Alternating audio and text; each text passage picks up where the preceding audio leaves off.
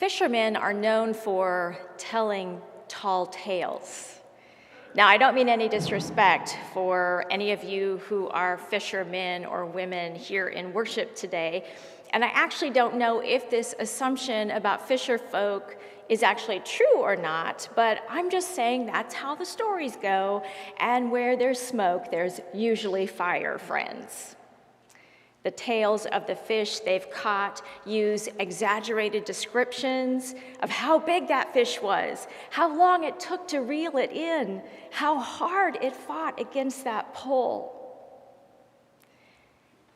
There are two things about our story today that I feel connect with this idea of fishermen telling tall tales. First, when Jesus tells Simon Peter to let down his fishing nets into the sea, they pull up an overflowing catch. Not just enough, but way beyond enough. Nets so full, they begin to rip. A boat so full, it begins to press lower into the waves. A sign of the abundant life Jesus gives us. Not just an adequate life, an overflowing life of abundance. The kind of abundant life that when we tell others about it, they are going to think that we are telling an exaggerated tall tale. Second, what Jesus is showing Simon Peter is that not only would the disciples one day go fishing for people and catch one or two, but that their testimonies about Jesus would spread not only as far as the edge of their village, but beyond that, into the next village, and then into the next village, until finally their stories about Jesus' miracles would make their way to the nearest port, and would get on a boat and spread across the sea to other continents until pretty quick it was all over the world. These stories about what they had seen in Jesus, something that those disciples could probably never have imagined, what seemed like a tall tale come true. So in our story today, we find Jesus beginning to gather his group, his gaggle, his gang of good doers on the shore of the Sea of Galilee, which is actually a lake in the northern part of Israel. And Jesus comes across them in the midst of their everyday, ordinary, not very glamorous or exciting lives, and invites them on a journey that will change their lives, and a journey that has changed our lives as well. Now, this isn't Simon Peter's, who will soon be called just Peter, first encounter with Jesus, at least in the Gospel of Luke. We are shown that just prior to today's story, Jesus had already been to Simon's home in Capernaum and healed his ailing mother-in-law. So maybe that's why there almost seems to be a familiarity when Simon Peter calls Jesus Master. He's already experienced Jesus' mysterious ways. I find it interesting that it was just after Simon Peter and the other fishermen had had a wildly unsuccessful night of fishing and had already returned to shore with their empty boats and were cleaning their nets, that Jesus tells them, go back out and try again. The fishermen were probably frustrated and discouraged. Maybe they were counting in their minds all the things they wouldn't be able to pay for because the catches of fish that their livelihood depended upon were nowhere to be found that day. In other words, Jesus' request comes right on the heels of their failures and in the midst of their vulnerabilities. He called them when they were most likely to say, forget it, Jesus. We already tried that. It didn't work. And I think this is an awesome reminder that when we see nothing but dead ends in our lives, God will show up to remind us that our dead ends are never God's dead end. We are in that spot at times, aren't we? Things are not working out the way we had hoped, the way we needed them to work out. Yet that's the moment that God nudges us in ways that might seem ridiculous given the circumstances.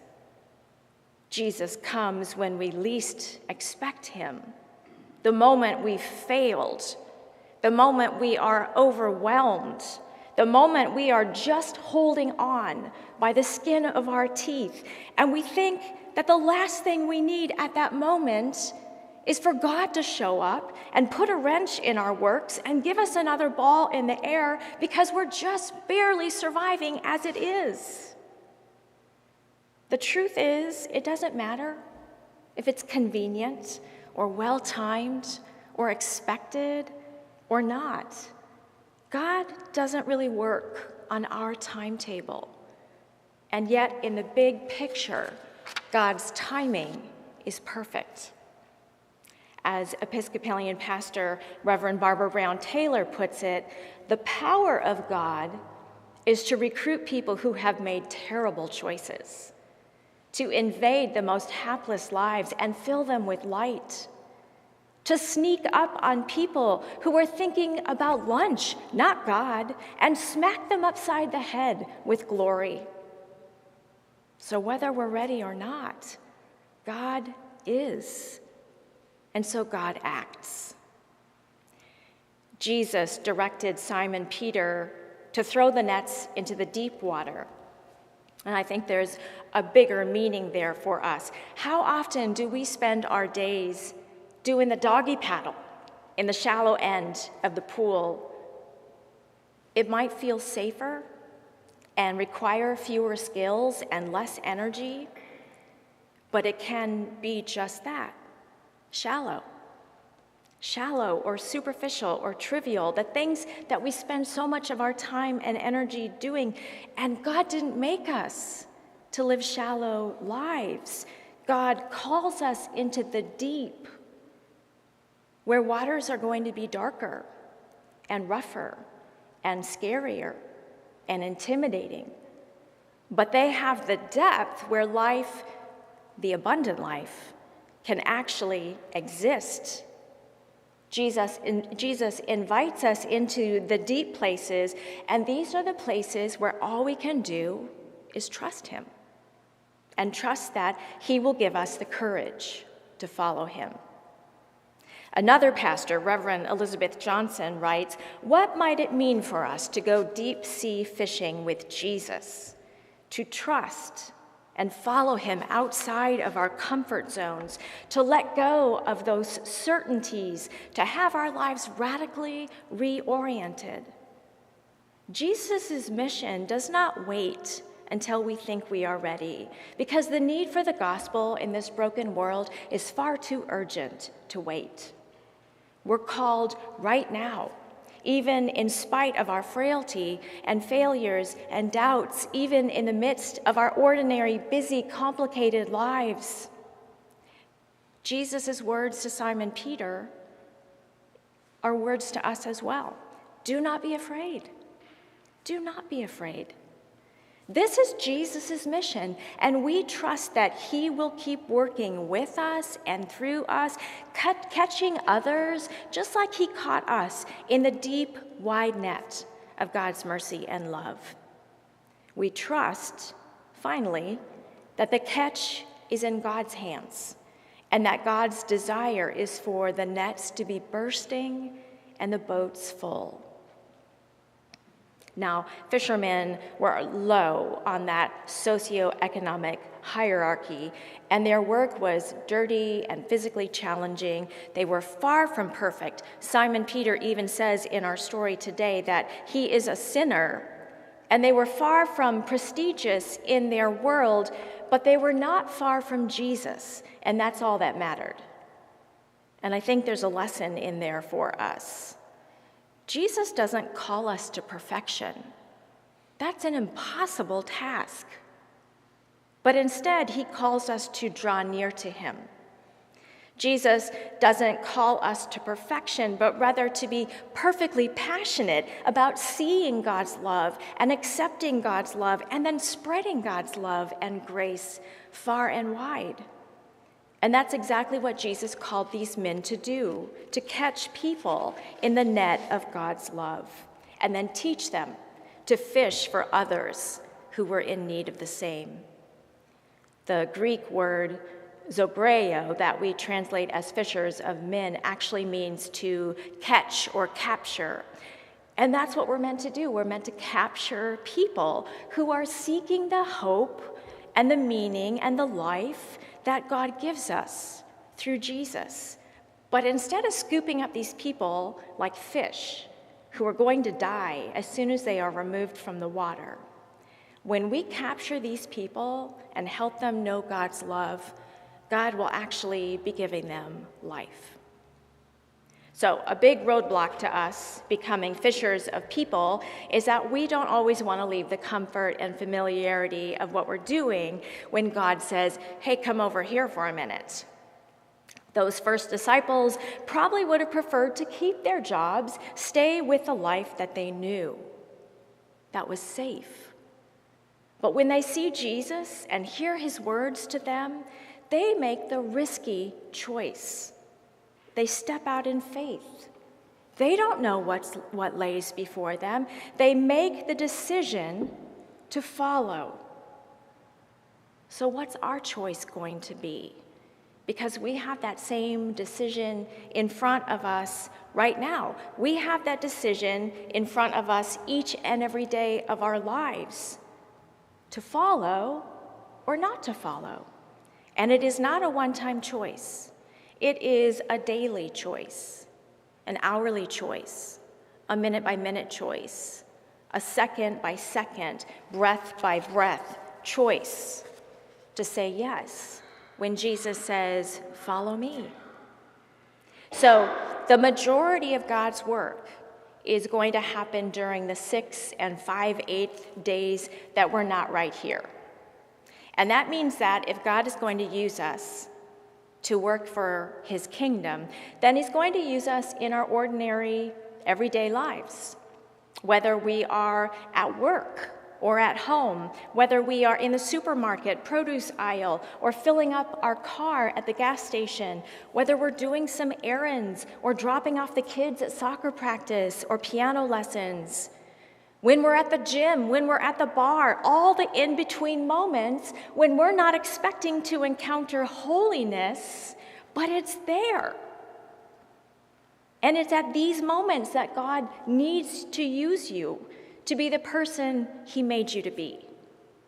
And all for his glory and all for the love that he has for his children. And it's in these moments that we are brought into contact with others who need to know that they're loved and who God is also using.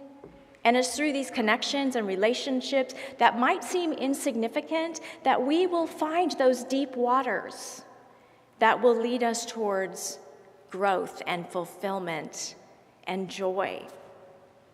So we encounter holiness in really unexpected places. And we need to be aware of that, or else we are going to miss out on seeing it. So today I want to invite you to start practicing your tall fishing tales, or what we might instead call a testimony or a story about our journey and how God has impacted us. But we need to be prepared to be persistent, because just like we are stubborn at times, when we testify to others about how God has been so good to us and what God is doing in our life right now, the world might initially think, sure, I'm just sure that's what happened. And then they might turn to their neighbor and roll their eyes in disbelief. They might believe we're stretching the truth like the biggest fish that got away. And although we aren't stretching the truth, it's understandable that they might react that way, because God's love and grace for us is almost unbelievable. It's too good to be true. But we share our stories anyway, because that's what we're called to do. Share how God has blessed us. Share how God is with us, and then invite others to do it as well. And now, when I mean share our stories, I mean it's not always going to be with words. It's going to be lived out in our actions. People are going to notice. There are people that you know who almost radiate joy. You know those people, don't you? And you think to yourself, what is going on in their life that they have that joy and that peace, even in the midst of all of the things that are happening to them?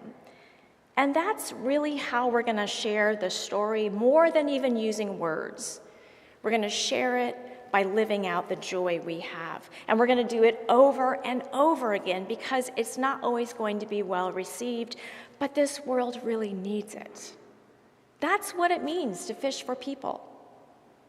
We don't need worms as bait, although Tony and I do happen to have some in our refrigerator that we feed to our gecko. We don't need coffee and donuts, which we churches love to use to lure people in. Hey, whatever works, right? What we need to catch people is to just show up. Show up. And then share some good old-fashioned love and kindness and grace. And then when they ask us how we came to find this love and kindness and grace and how they can get it too, well, we tell them the story of God's love for all of his creation. We tell them about Jesus, the greatest fisherman of all. And we say thanks be to God for this great and awesome gift from a great and awesome God who calls us into the deep waters and then is right there to make sure we don't sink. Thanks be to God. Amen.